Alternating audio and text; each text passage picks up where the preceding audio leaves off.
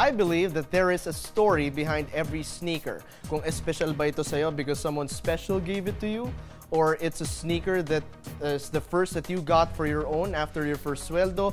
Kahit anumang storya yan, gusto naming marinig dito sa bagong segment namin sa Kickexplore called The Sneak Pick. Kaya ako na mauuna. Tara, samahan niyo ako dito sa aking tahanan at silipin natin ang aking top sneakers in my collection.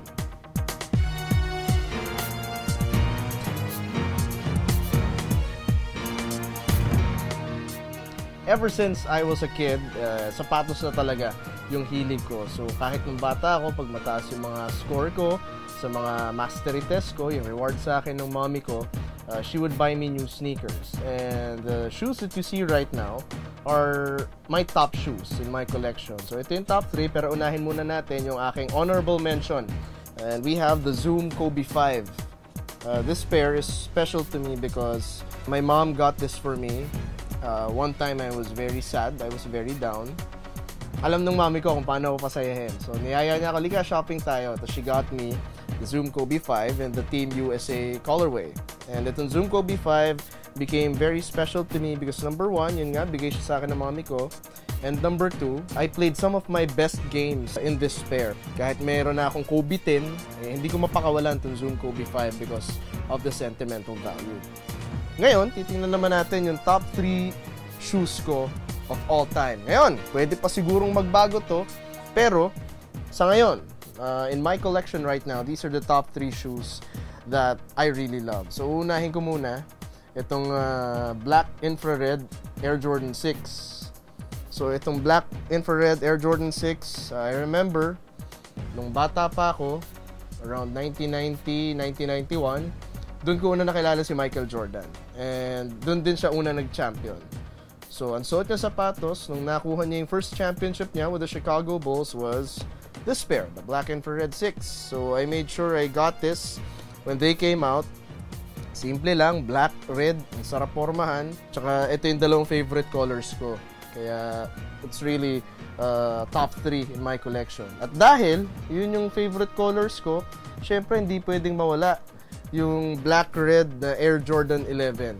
Itong Air Jordan 11 is my absolute favorite model in the Air Jordan line. I remember I was in grade 4 nung una ko nakita yung ganitong design. At saka dito ko na in love. Seeing the Air Jordan 11 really made me fall in love with the sneaker game. Kaya noon, hindi na ako malaruan. Nung bata pa ako, grade 4, grade 5, hindi na ako mahilig sa toys. Ang hilig ko na talaga sapatos. So, I got this 2012 when it came out. Hindi ko siya pinanlalaro. Pinapoporma ko lang siya para na-preserve. Nanalo si Michael Jordan ng 4th championship niya with the Chicago Bulls wearing this pair. And Michael Jordan has said, of all his shoes, this is his favorite. Dahil dun sa significance, dahil dun sa forma, dahil dito sa patent leather na at the time was never used on any pair before. Tapos in this colorway, it's just so nice. Kahit anong forma mo dito, you wear shorts, you wear pants, it will look good. Nakakapogi. Feeling mo pumopogi ka magsuot to. And of course, the number 1 sneaker in my collection, the one that started it all, itong Concord colorway ng Air Jordan 11. I got this 2011. Ito yung unang-unang nakita ko personally. Kasi yung Black Infrared 6, nakita ko lang sa TV. Suot na ni Michael Jordan. Ito, nakita ko na suot ni Michael Jordan and at the same time, nakita ko na suot ng kaklase ko nung grade 4. I need to shout out to my good friend, Uzi Asuncion. When I first saw this, classmate ko siya, nagulat ako, wow, di ba yan yung suot ni Michael Jordan? Yan yung Jordan 11. So when I first saw it, kinailangan ko siya hawakan. Imagine mo, first few weeks of school, I barely know this person, tapos nilapitan ko siya, pwede ko bang hawakan yung sapatos mo? Tapos naano siya sa akin, parang, o sige. Tapos nung field trip namin, my friend let me wear the Air Jordan 11 on the ride home. Since then, sabi ko kailangan ako magkaroon nito. I never got this when I was a kid. I had to wait 15 years para makakuha nitong pair na to. Kaya nung nilabas siya dito sa Pilipinas, sinabi ko, ano man ang mangyari, kahit siguro mamulubi ako, hindi pwedeng wala akong ganito.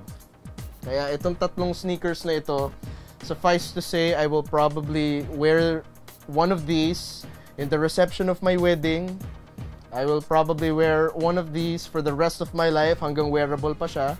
And these 3 are the top 3 in my sneak pick. Kayo, sneakerheads, ano bang mga top 3 nyo in your collection? You can send your top 3 kicks of all time in your collection sa aming social media accounts, and we will make sure that we will feature you here on Kicksplore.